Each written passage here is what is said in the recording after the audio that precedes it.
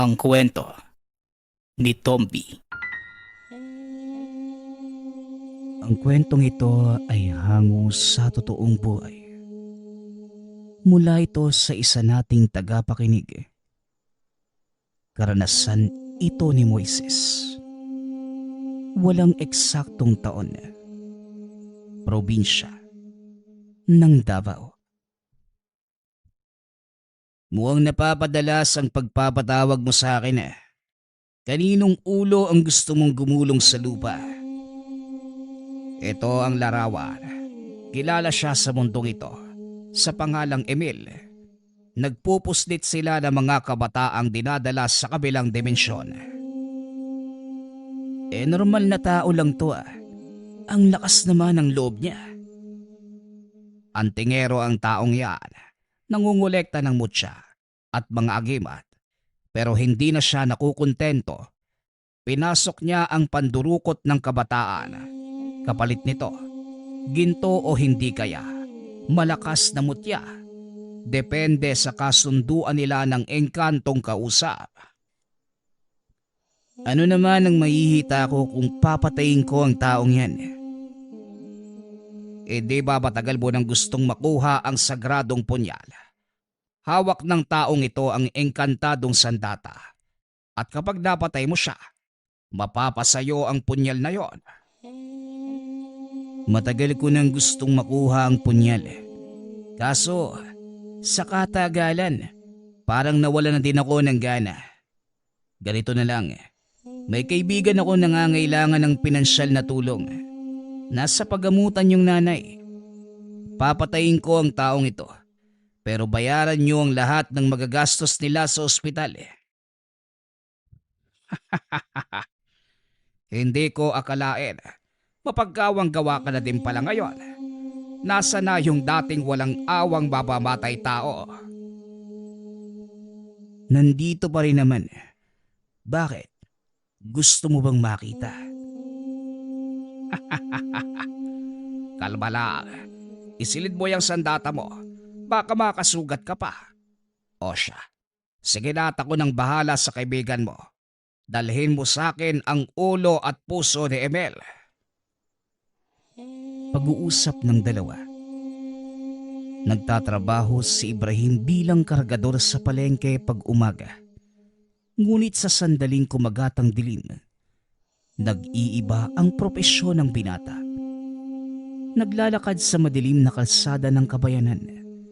Habang nakikiramdam sa paligid, iisa lamang ang pakay ni Ibrahim. Ang taong nagngangalang Emilio.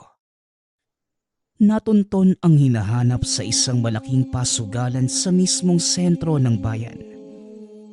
Ayon sa mga taong napagtanungan, pag-aari ng nagngangalang Emil ang lugar. Kaya naman siguradong naroon sa loob. Pumasok ang binata. Walang sino man ang sumita. Lalo pa nang magpakilala ito sa mga tauhan ni Emil. Kaagad naman siyang itinuro ng mga tao sa loob. Anong kailangan mo? Hindi ba tapos ko nang ibigay ang mga parte nyo? May isang bagay lang akong nakalimutan, amo. Ano yun? Sabihin mo. Teka, ngayon lang kita nakita dito ah. Baguhan ka ba? Ito ang una't huling makikita mo ko. Kaya naman namnamin mo na ang bawat sandali. Nanlaki ang mga mata ni Emil nang makita ang sandata ni Ibrahim. Yan ang patali mula sa karit ni kamatayan. Hindi ito maaari. Paano kang nakapasok sa aking teritoryo? At ano ang pakay mo sa akin? Pakay ko sa'yo. Di ang puso at ulo mo. Pasensya na. Trabaho lang. Biglang nawala ang binata sa kinatatayuan. Nang lumitaw ito, nasa likuran na ni Emil. Pakiusap, huwag mo akong papatayin. Magkano ang binayad sa'yo ng taong nagpapatay sa akin? Dodoble. Hindi. Titriplehin ko. Magandang alok sana. Kaso, nakapirma na ako ng kontrata eh. Hindi ako yung tipo ng taong sumisira sa napagkasunduan. Kaya pasensya na. Sisigaw pa sana si Emil nang biglang laslasin ni Ibrahim ang leeg nito. Bumulwak papunta sa kisame ang dugo at nagkalat sa buong silid. Matapos maisagawa ang misyon, kagad itong bumalik kay Ikong. Magaling ka talaga, Ibrahim. Kagaya ng napagkasunduan, haya ng ulo at puso ni Emil. Nagawa ko na ang parte ko. Ngayon, tumupad ka sa ipinangako mo. Kalma lang. Kahit kailan talaga. Napakainit ng dugo mo. Ito ang resibo ng binayaran namin sa ospital at mga gamot na binili. At heto naman para sa'yo. Pasasalamat ng nagpautos. Sobra-sobra ito. Pero maraming salamat. Sige na, mauuna na ako. Alam mo naman kung saan ako hahanapin, hindi ba? Oo, pero mukhang matagal na panahon na naman bago tayo magkita. May kailangan akong asikasuhin. Maliban na lang kung gusto mong sumama.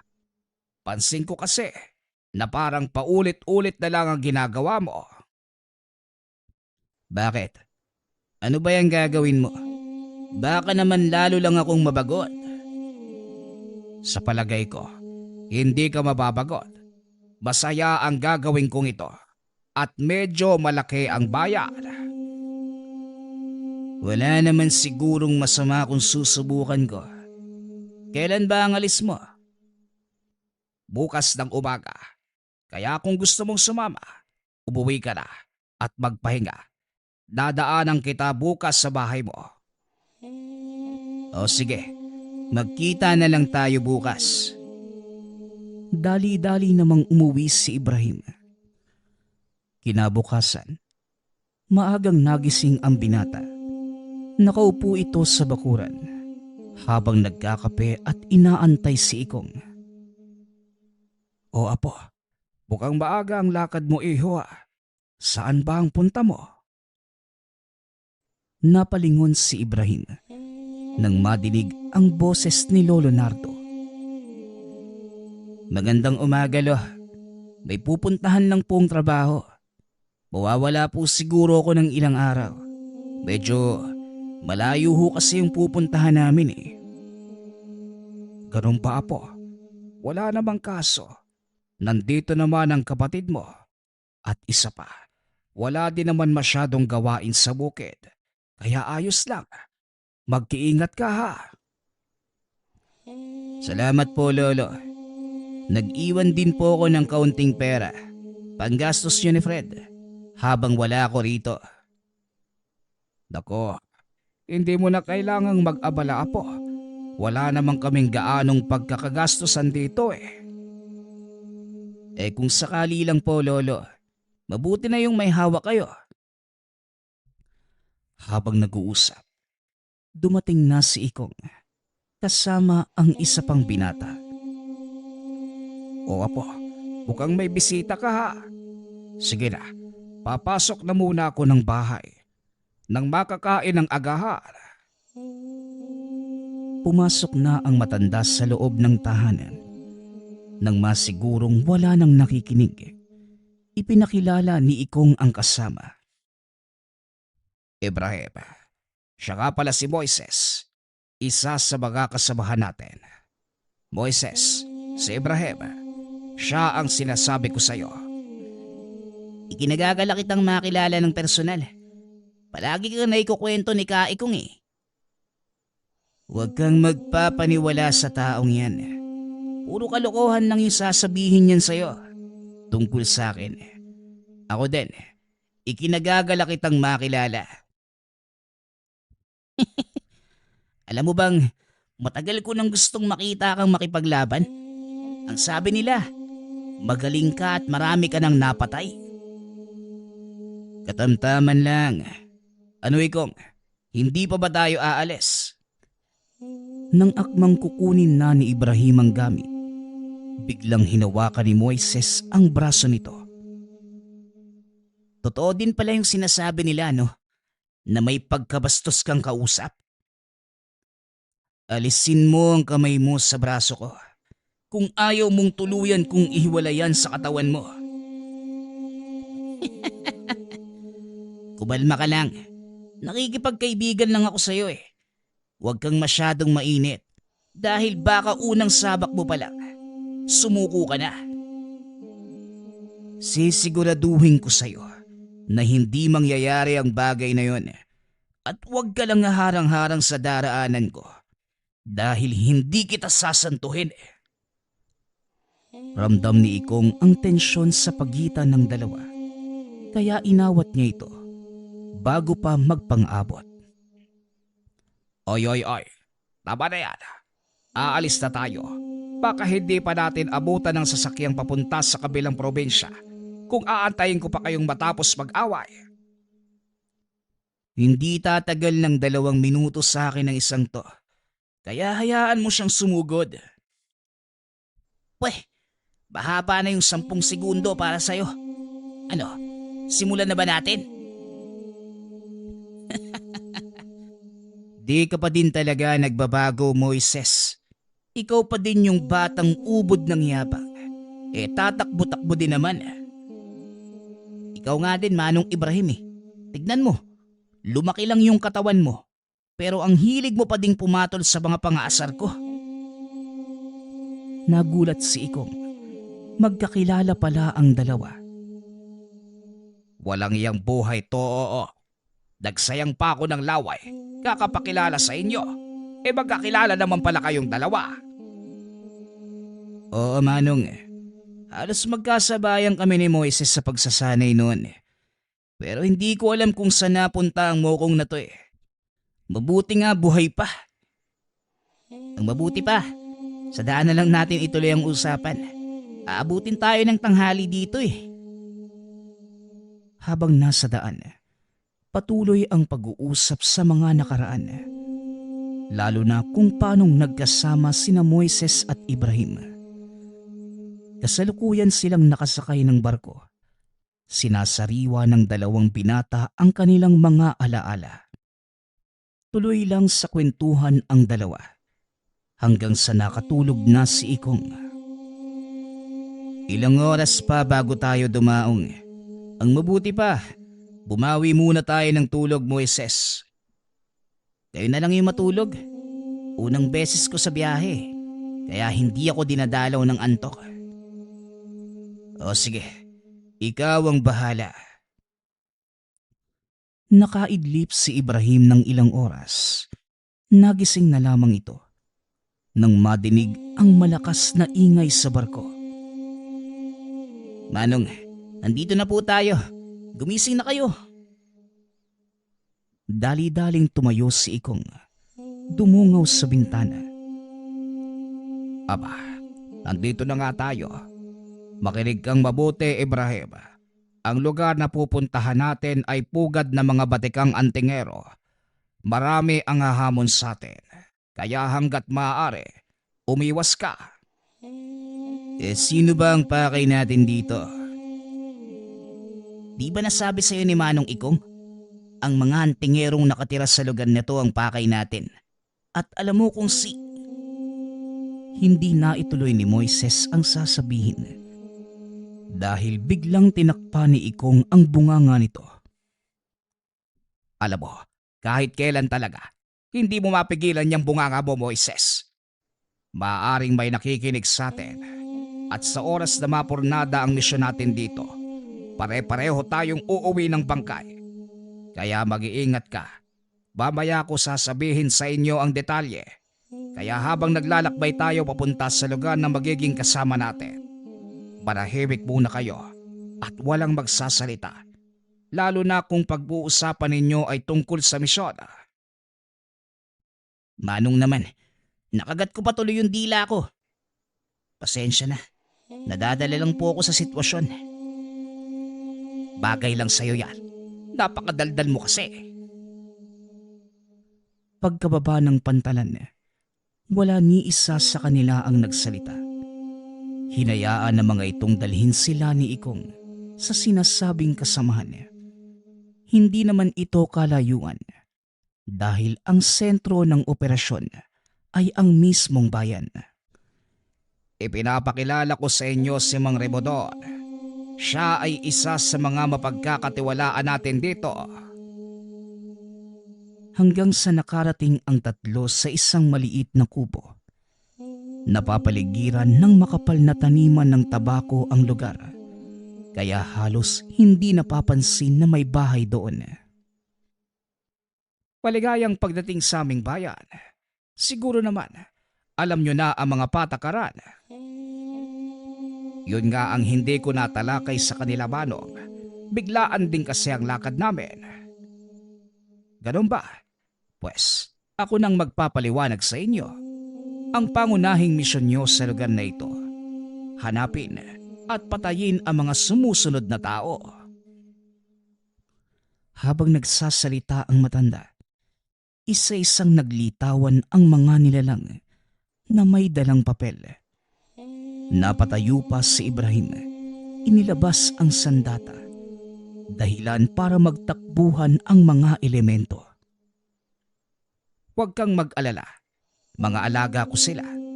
Isilid mo ang iyong sandata at natatakot sila sa'yo. Wala naman silang gagawing masama. Huminahon ang binata. Isinilid ang punyal. Matapos ay muli itong naupo.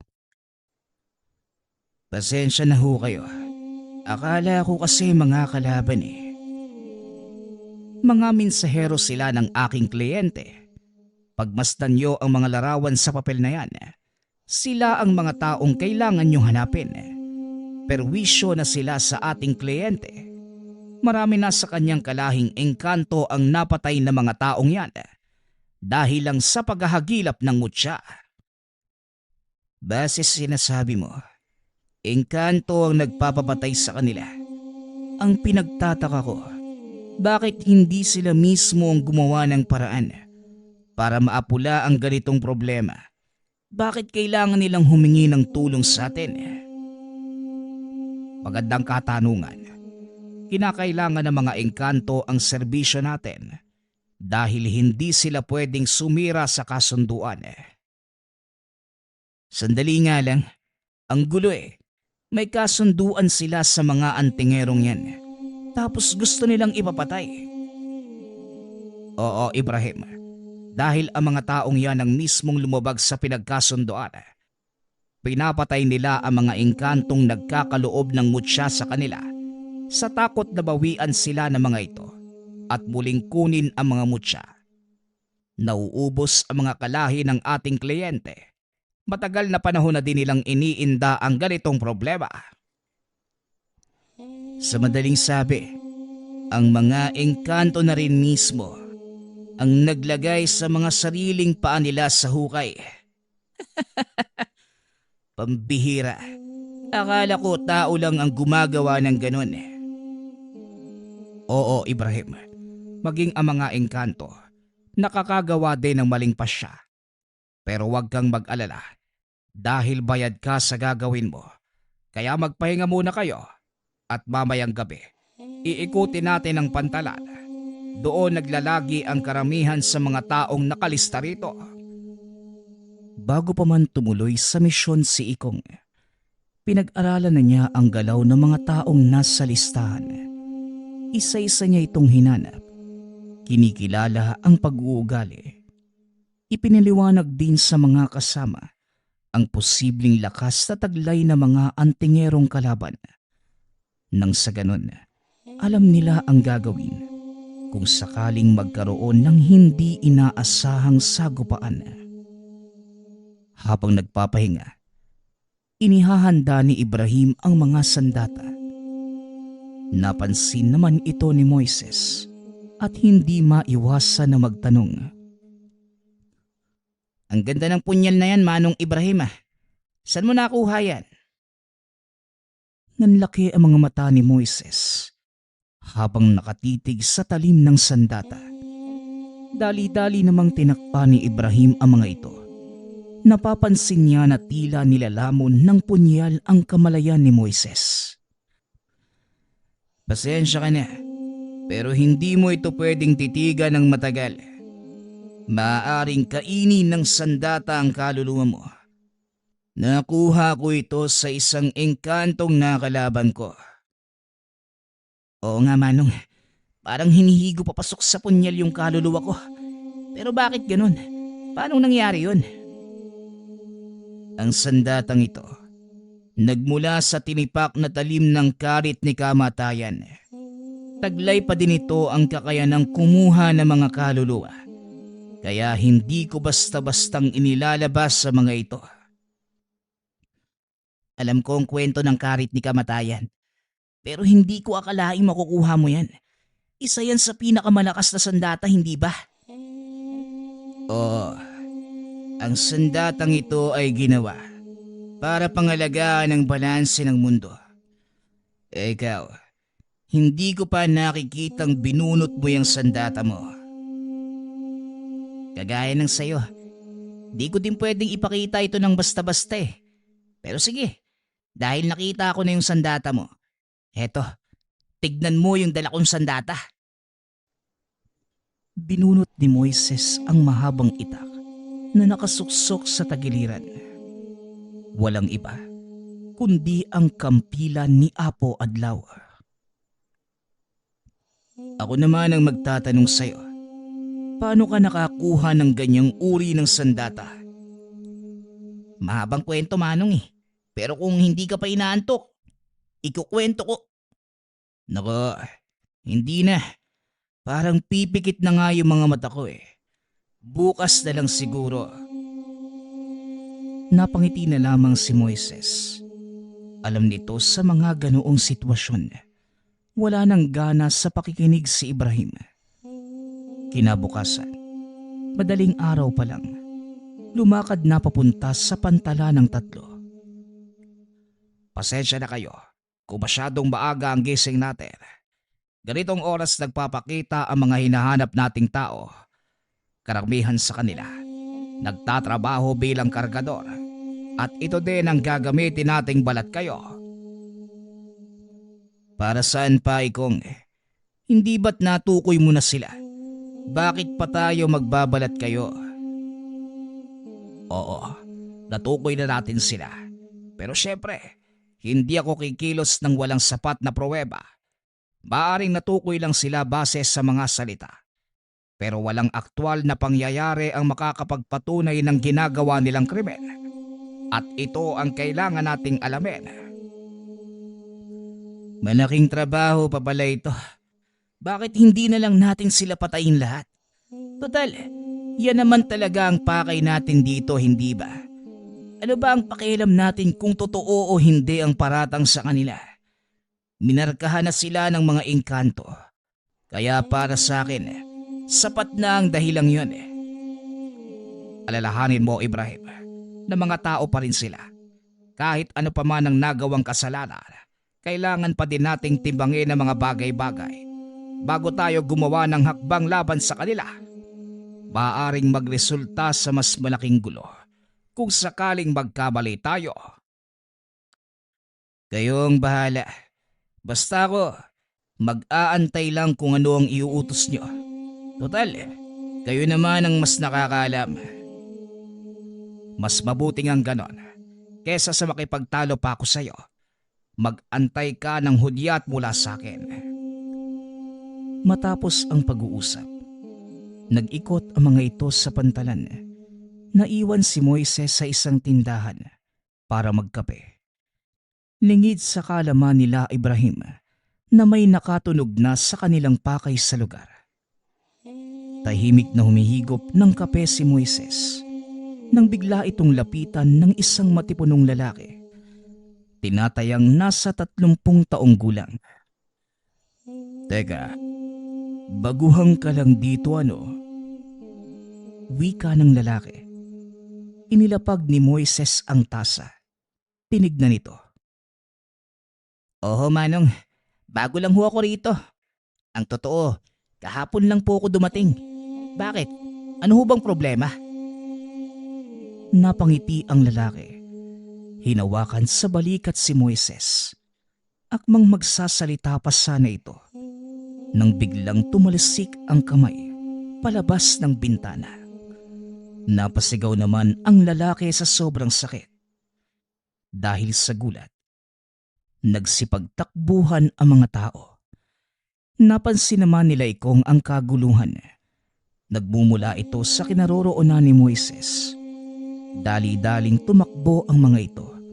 Nakita ang putol na braso sa labas ng kapihan. Pambihira naman. Bakit magiinit na mga ulo ninyo? Moises, ano nangyayari dito?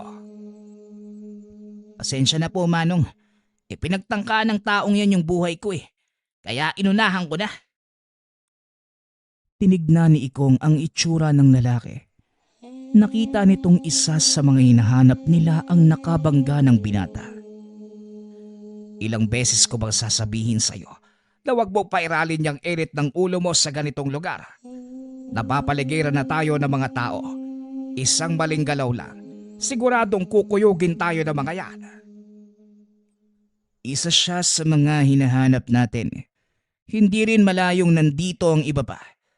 Pagkakataon na natin to. Teka, walang gagawa ng anumang hindi ka nais-nais. Mukhang tama ang hinala ko. Kasamahan nga ng taong ito ang nasa paligid.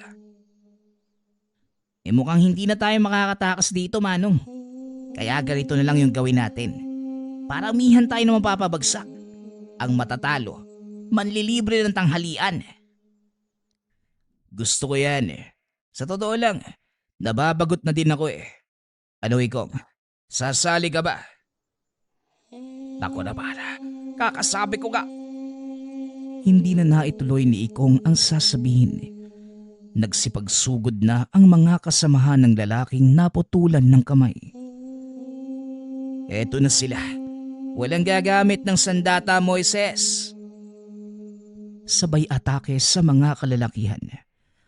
Wala nang nagawa si Ikong. Dahil tila kulang pa ang mga kalalakihang yun sa dalawa. Weh, ito na ba yung pinagmamalaki nyo? Manong Ibrahim, ilan yung napabagsak mo? Di ko na bilang eh. Pero alam ko, marami. Mukhang tabla yung laban ah. At dahil wala kang ginawa, Manong Ikong, ikaw ang manlilibre ng tanghalian. Napakamot na lamang ng ulo si Ikong dahil sa nangyari. Hindi nito inaasahang ganong kabilis mapapabagsak ng dalawang binata ang napakadaming kalaban. Mabilis na umalis sa lugar ang tatlo. Habang kumakain, napag-usapan ng mga ito ang mga nangyari. Base sa obserbasyon nyo, meron ba sa mga kalaban ang may kakaibang lakas? Parang pare-pareho lang naman yung tangan nila, Manong eh. Sa hula ko, iisang grupo lang talaga ang pinanggalingan ng mga yun. Isang aral lang din yung alam nila. Medyo nakakabagot nga eh. Kasi wala man lang nagbabato ng tigalpo. Tama ang sinabi ni Mang Remo doon. Puro pang pisikal na lakas ang tanga ng mga tagapantalan.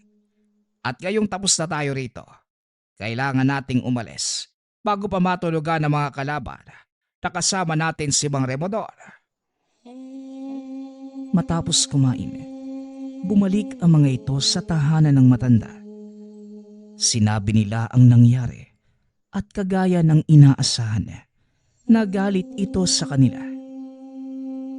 Ano bang iniisip ninyo? Ang akala ko ba malinaw na isang tao lang mula sa lugar na ito ang pakay ninyo? Bakit nandamay pa kayo? Di ba iiwasan, Manong? Kasapi ng isang organisasyon ng target namin at wala kaming nagawa kundi dumepensa kesa kami ang mapatay. Malaking problema ang iiwanan nyo sa akin. Sige na, umalis na kayo bago pa malaman ng iba ang nangyari. Pasensya na ho kayo, Manong. Hindi namin inaasahan ang ganitong pangyayari. Tutuloy na kami sa susunod naming pakay. Nakarating ang tatlo sa kabilang bayan. partikular sa isang baryo. Medyo liblib na ang lugar at hindi rin ganon kadami ang tao. Mukhang nasa tamang lugar na tayo, Manong. Tignan niyo yung mga taga rito. Halos lahat may suot na medalyon. Yan ang sinasabi ko sa inyo. Hindi lahat na nakasuot ng medalyon. Mga antingero. Karabihan sa kanila nagsusuot lang bilang pangontra. At minsan ang totoong antingero pa ay yung walang suot na kahit ano. Habang naglalakad, pinagtitinginan sila ng mga tao. Sa gawing dulo, sinalubong sila ng pangkat na mga nakakatanda. O sige, ulitin niyo pang dalawa ang ginawa niyo kanina. Balilintikan na talaga kayo sa akin. Huminto ang mga ito sa paglalakad. Binati ang mga matatanda. Magandang hapon sa inyo. Mukhang baguhan lang kayo sa baryong ito. Maaari ba naming malaman kung ano ang pakay ninyo? Tanong ng isang matanda. Nagkatinginan ang tatlo na tila hinihintay kung sino ang magsasalita. Magandang hapon ho. Napadaan lang po kami at naghahanap ng matutuluyan. Bibihira ang mga taong napapadpad sa lugar na ito. Kaya wala din masyadong nag-aalok na matutuluyan. Pero kung sanay kayong matulog sa munting kubo, meron ako. Ang pangalan ko nga pala ay Emong. Isa sa mga nakakatanda sa baryong ito. Ang pangalan ko naman po ay Ikong. Kahit munting bubong na masisilugan, ayos na po yun sa amin. Sanay po kaming matulog kahit sa lapag. Nakikita ko nga sa mga ayos nyo. Siguro mga mangangaso kayo ano? Maraming panahon na din na walang dumadayo sa lugar na ito para mangaso. Tama nga ho kayo. Mangaso nga ho kami. Napag-alaman naming may malalaking baboy ramo sa kagubatang malapit sa lugar na ito. Kaya kung maaari, dito na kami magpapalipas ng gabi. Napatingin si Ikong kay Ibrahim nang magsalita ito. Sa totoo lang, matagal na naming problema ang mga baboy ramo na sumisira na mga pananim. Mabuti naman kung pangangaso ang pakay ninyo. Pero teka, bakit wala kayong dalang baril? Di po kami gumagamit ng baril. Kaya wala po kaming dala. Taba po kasama ko. Mas gusto namin gumamit ng patibong kesa sa baril. Ganun ba? O siya mga kasama, ako nang bahala sa mga panauhin natin. Ikong, sumunod kayo sa akin. Wika ng matanda sa mga kasamahan. Matapos dinala sina Ikong sa isang maliit na kubo na nasa likod ng kaniyang tahanan. Hindi na ba pala masama? Ayos na po sa amin ang kubong ito. Pasensya na ho sa abala. Pumasok si Ikong. Tinignan ang loob ng kubo. Naiwan naman ang dalawang binata upang kumuha ng mga tuyong kahoy. Nagulat ito nang lumapit sa kanya ang matanda. Alam ko ang totoo niyong pakay. Nagpapasalamat ako. Dahil dumating kayo, hindi ako maaaring magsalita. Pero heto ang sulat na ginawa ko. Nakasadya ng dahilan kung bakit ang laki ng pasasalamat ko na dumating kayo. Matapos magsalita ang matanda, dumating ang isang lalaking mahaba ang buhok. Mukhang may bisita kayo, Mang Emong. Maaari ko bang malaman kung sino sila? Nakatitig ang lalaki kay Ikong na parang sinusuri ito mula ulo hanggang paa. Mga mangangaso sila, Anton. Naparito para tugisin ang baboy ramong namiminsala sa mga pananim. Siguraduhin mo lang na wala kang ginagawang kalokohan, tanda. Dahil sa oras na malaman ko, makakarating kay Dimas ang lahat. Kagaya ng sinabi ko, mga mangangaso lang silang napadaan at nakiusap na makituloy at magpalipas ng gabi sa kubong ito. Tama si Tatang Emong, kaibigan. Wala kaming masamang pakay. Napadaan lang kami at nakiusap na magpalipas ng gabi. Laking gulat ni Ikong nang bigla siyang kwelyuhan ng lalaki. Huwag kang magsasalita kung hindi ka kinakausap. Wala akong pake kung ano ang pakay nyo rito. Huwag lang kayong magkakamaling gumawa ng kalokohan dahil malilintigan kayo sa amo ko. Lingid sa kalaman ng lalaki, nakita ng dalawang binata ang ginawa nito kay Ikong. Biglang may tumama sa likod nito nang biglang batuhin ni Moises ng kapirasong kahoy. Dalawang bagay lang ang maaaring mangyari sa'yo. Sisiguraduhin kong hindi mo magugustuhan. Alinman ang sapitin mo, paldado o selyado. Wika ni Moises habang nakahawak sa sandata. Itinaas naman ni Ikong ang kamay para awatin ang binata. Pasensya ka na, kaibigan. Hindi lang naiintindihan ng kasama ko ang ginawa mo. Hindi na nagsalita pa ang lalaki. Kagad na itong umalis. Sa susunod, hindi na kahoy yung tatama sa likod mo. Tarantado ka. Tama na, Moises. Di tayo dapat mahalata. Kaya iwasan mong magpakita ng totoo mong kakayanan. Pasensya ka na, Manong Ibrahim. Di ko lang maaatib na tignan na inaapi ng ibang tao si Manong Ikong eh. Nauunawaan ko. Pero parte yun ng ating trabaho. Kaya mag-iingat ka na sa susunod eh. Nang masigurong wala na ang lalaki, kinausap nila si Mang Emong. Nauunawaan ko na kung bakit nangangailangan kayo ng tulong. Sige na, Manong. Kami na po ang bahala. Maraming salamat. Basahin mo na lang ang sulat na ibinigay ko sa iyo. Pagkaalis na matanda, inutusan ni Ikong ang dalawang magmatiyag sa labas. Binasa ang sulat na iniabot ni Mang Emong. Nagulat ito nang malamang nasa ilalim ng kontrol ng isang nagngangalang Dimas ang lugar. Isang malakas na bandidong antingero na ang gawain, manakop ng ibang baryo, manatili sa lugar upang maningil ng proteksyon. Ang sino mang hindi sumunod sa gusto ay pinapatay. Sira ulo pala talaga yung Dimas na yan eh. Dapat hinayaan ko na lang si Moises na tapusin yung lalaking pumunta rito kanina. Ang Dimas na ito, isa sa mga hinahanap nating tao. Bukang hindi magtatagal. Baka kaharap na natin siya. Pwede bang ibalato muna sa akin yung Dimas na yan? Hindi mo na kailangang magsalita. Ikaw na ang bahala sa kanya. Alam nilang hindi basta ang makakalaban. Ayon sa sulat ni Mang Emong, maging ang mga may kaalaman sa baryong ito, natatakot na harapin ang grupo. Kinabukasan, pumasok sina Ikong at Moises sa gubat para maglagak ng mga patibong.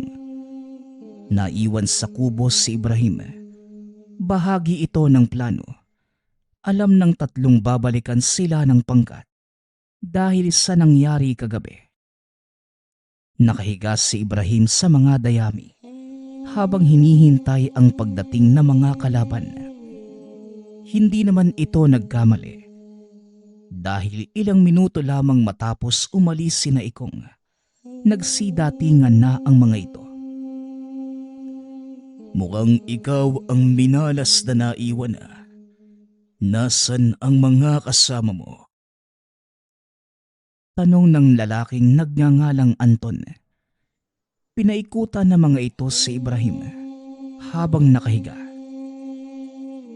Pasensya na, wala sila rito eh. Nagpunta ng gubat para maglagay ng mga patibong. Kaso lang, nandito naman pala ang mga huhulihin namin eh. Anong sinabi mo? Mukha ba kaming mababangis na hayop? Bakit? Hindi ba? Bumunot ng itak si Anton. Tinutukan ito sa leeg. Sigurado ka na ba sa gusto mong gawin, kaibigan? Baka pagsisihan mo lang rin. Wala ka sa lugar para magyabang. Tumingin ka sa paligid. Hindi mo ba nakikitang napapaligiran ka namin? 1 laban sa 10. 10. Nagpapatawa ka ba? Sa tingin nyo, may magagawa ang dami nyo? Dahil sa sobrang inis, itinaas ni Anton ang itak. Inambahan ng tagas si Ibrahim. Ngunit nang titigan ito ng binata, bigla siyang napaatras na tila may kung anong nakita mula sa mata ni Ibrahim. Demonyo ka. Anong ginagawa mo rito? Magsabi kayo. Ano ba talaga ang pakay ninyo?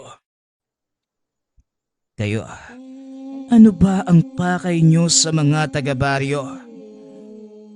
Wala kang pake kung ano man ang pakay namin sa mga taga rito. Umalis na kayo. Kung hindi, may mangyayaring masama sa mga kasama mo. May mangyayaring masama sa mga kasama ko. Sigurado ka ba? Lalo namang naasar si Anton sa sinabi nito. Itinuloy ang pagtaga. Ngunit laking pagtataka ni Anton. Hindi niya magawang ilapat ang talim ng itak sa leeg ng binata. Tumayo naman ng dahan-dahan si Ibrahim. Nagsipag-atrasa naman ang mga kasamahan ni Anton. Lalo na nang bunutin nito ang kanyang sandata. Malaking pagkakamali ang ginawa mo, kaibigan. Sabay wasiwas ng sandata. Hindi nagawang kumilos ni Anton. Binitawan na lamang nito ang sandata. Tuluyang bumagsak sa lupa nang walang malay. Nakita ito ng mga kasamahan. Ang paglabas ng itim na liwanag sa sandata ni Ibrahim. At nang makitang hindi gumagalaw si Anton, nagsipagsugod ang mga ito. Ay nako, imbis na tumakbo, eto kayo, sinasayang ang buhay na parang baliwala lang. Muling winasiwas ni Ibrahim ang sandata. Isa-isang nagsipagtumbahan ang mga kasamahan ni Anton. Ngunit hindi niya pinatay ang mga ito. Maging si Anton, nawalan lamang ng malay. Hinila ni Ibrahim sa kwelyo ng damit si Anton. Ilang ulit na pinagsasampal para muling magkamalay. Sabihin mo ito sa amo mo.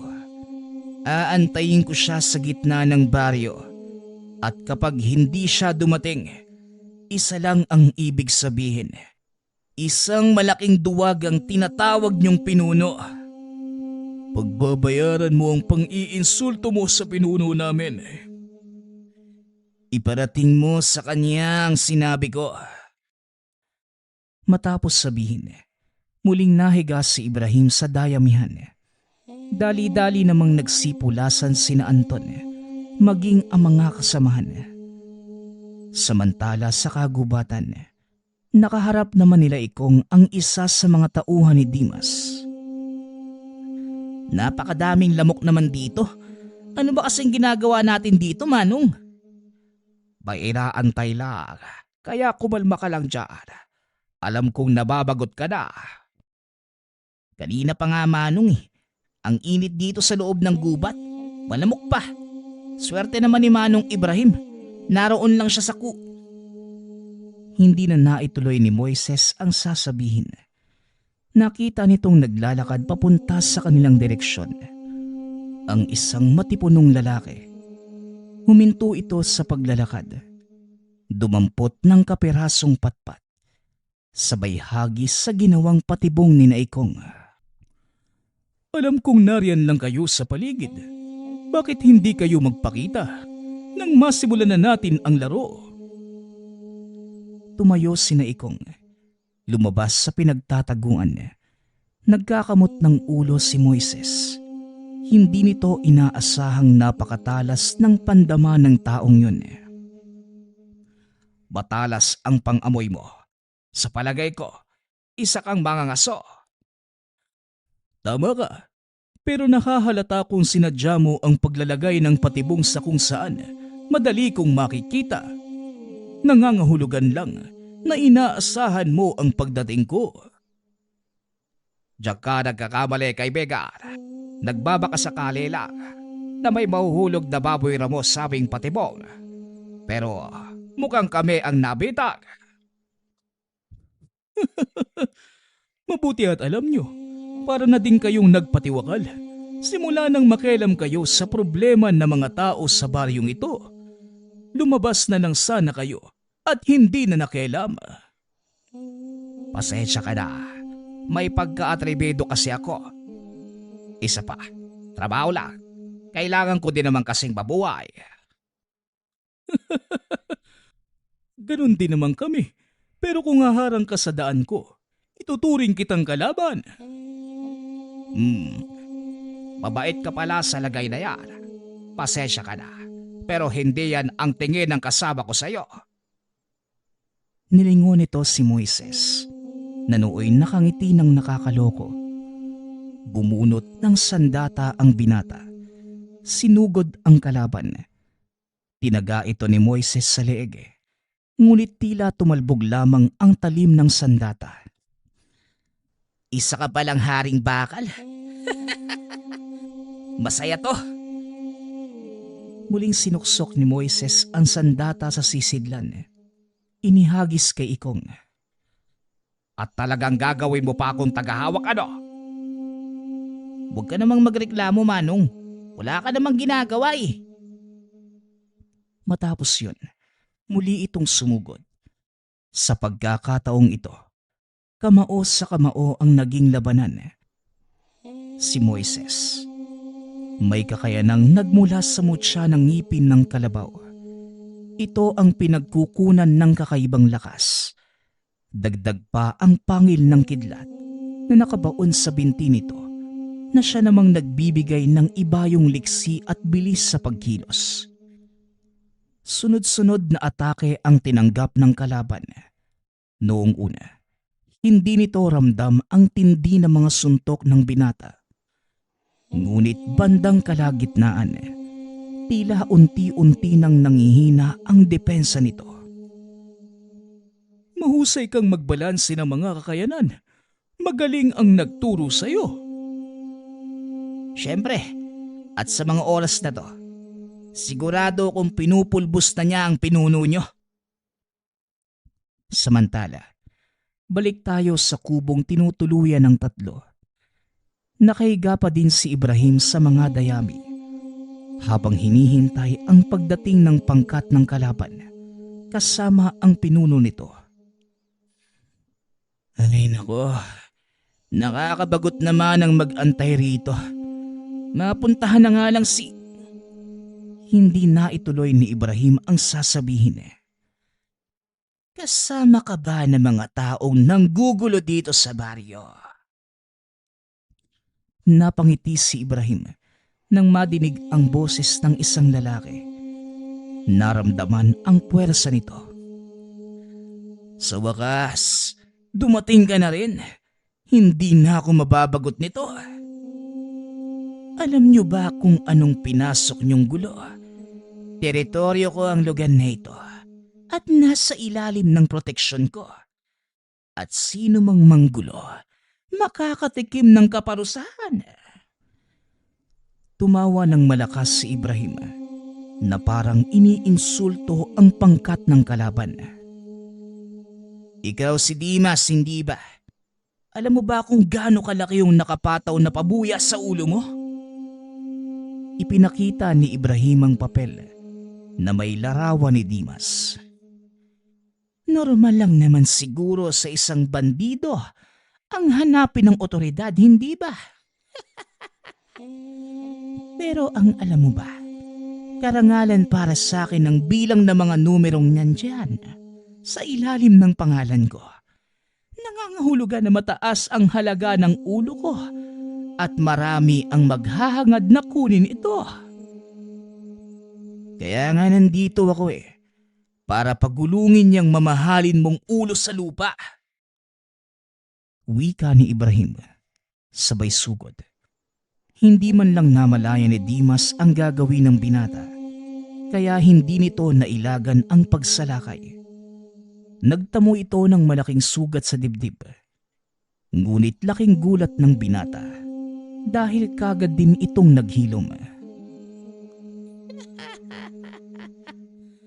Tingnan mong mabuti ang nagagawa ng kapangyarihan ng mga mutya.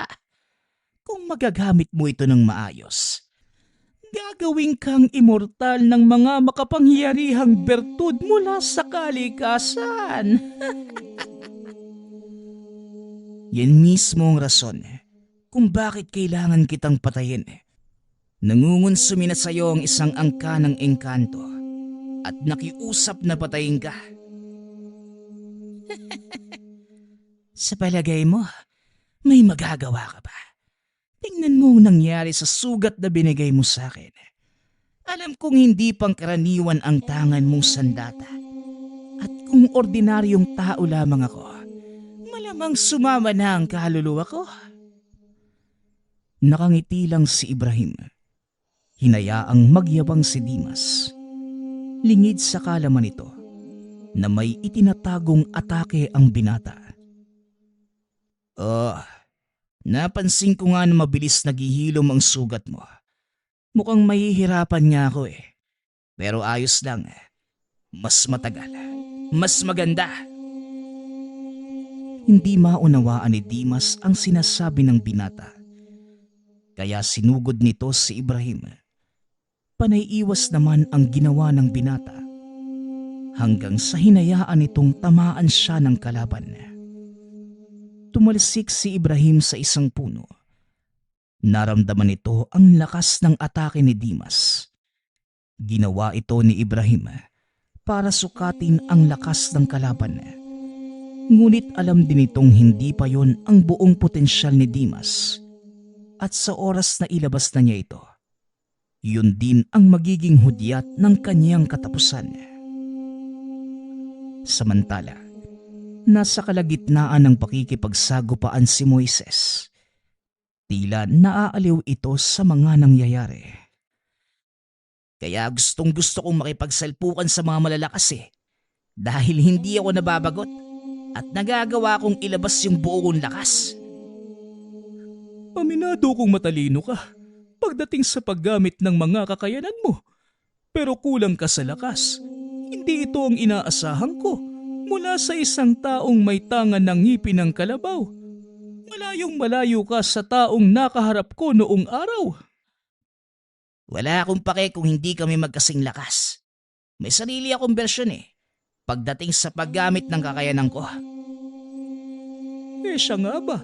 Tignan natin kung hanggang saan ka magtatagal. Ako yata yung dapat magsabi sa iyo ng ganyan Biglang nawala si Moises nang lumitaw ito. Isang malakas na suntok ang tumama sa mukha nito.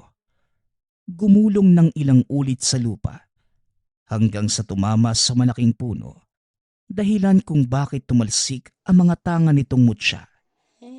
Inihagis naman ni Ikong ang sandata ni Moises at sinabihang tapusin na ang labanan. Tapusin mo na ang isang yan at inaantay na tayo ni Ibrahim. Maliwanag Manong, sayang lang at hindi na ako maaaring makipaglaro ng mas matagal. May mga bagay pa akong kailangang gawin kaya paalam na. Idinipa ni Ador ang mga kamay bilang pagtanggap ng pagkatalo at lubusang pagsuko.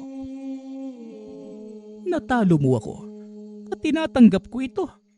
Ngayon, tapusin mo na ang labanan. Isang karangalan ang makipagsagupaan sa isang malakas na antingerong kagaya mo. Sayang lang at nagkakilala tayo sa maling pagkakataon. Sana sa susunod nating buhay, maging magkaibigan na tayo. Yan din ang hinihiling ko.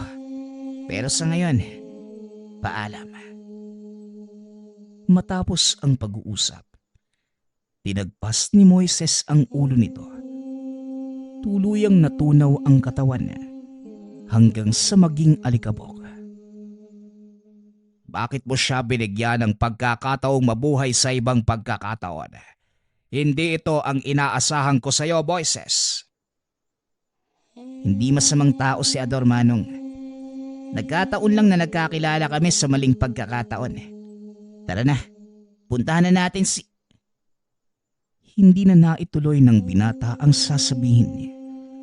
Narinig nito ang malakas na kalabog mula sa kinaroroonan ni Ibrahim. Puka, nagkakasagupaan na si Ibrahim at yung Demas. Huwag kang makikialam ha.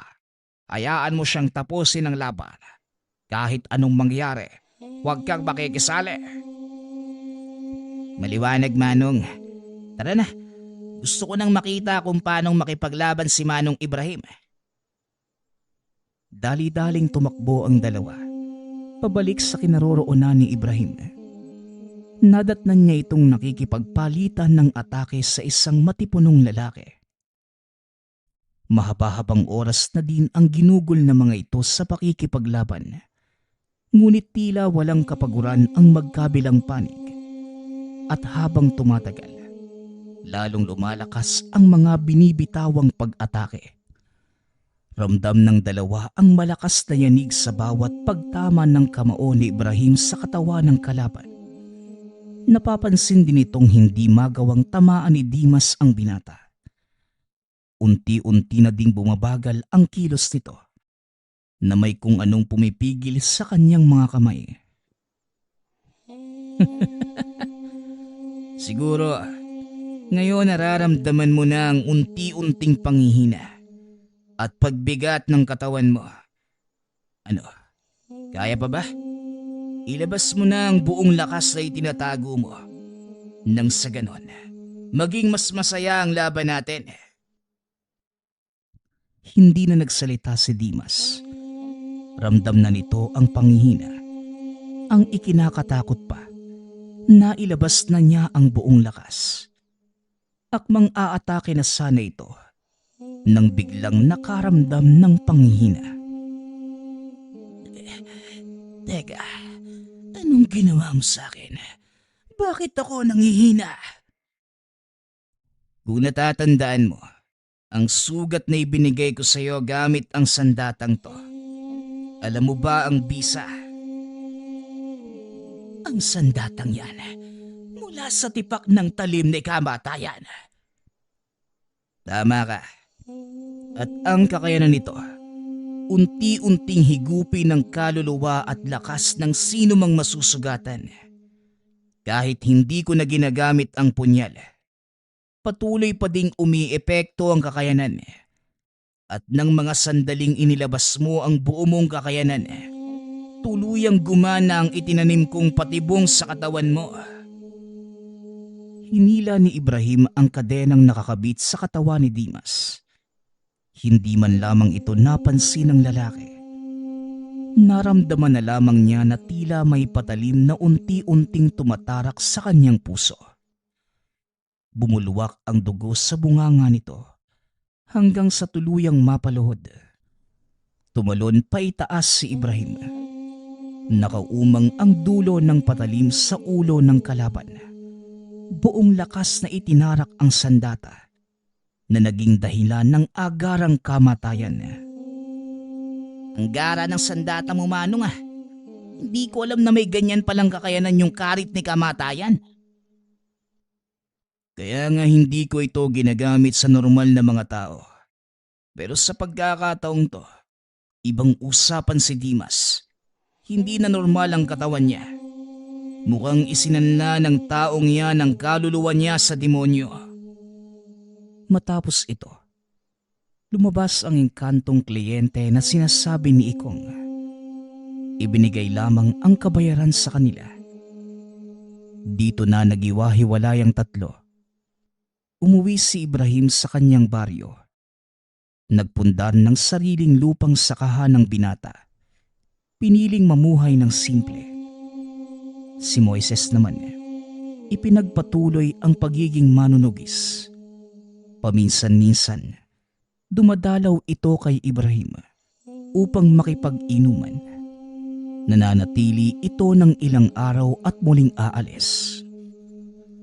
Sa kabila ng pagiging simpleng mamamayan, hindi pa din naalis kay Ibrahim ang kakayanan. Sa tuwing may nakikita itong mali, lalo na sa mga taong may kaalaman sa lihim na karunungan, na ginagamit ang kaalaman upang manlamang ng kapwa, pinapatawan niya ito ng kaparusahan. Lahat ng ito dahil kay Ibrahim at kaniyang tangan na punyal mula sa karit ni kamatayan. Nagpapasalamat nga pala ako sa lahat ng sumusuporta sa ating channel. Nawa ay patuloy niyong suportahan at pakinggan ang ating mga kwento. Hanggang sa muling pakikinig. Paalam.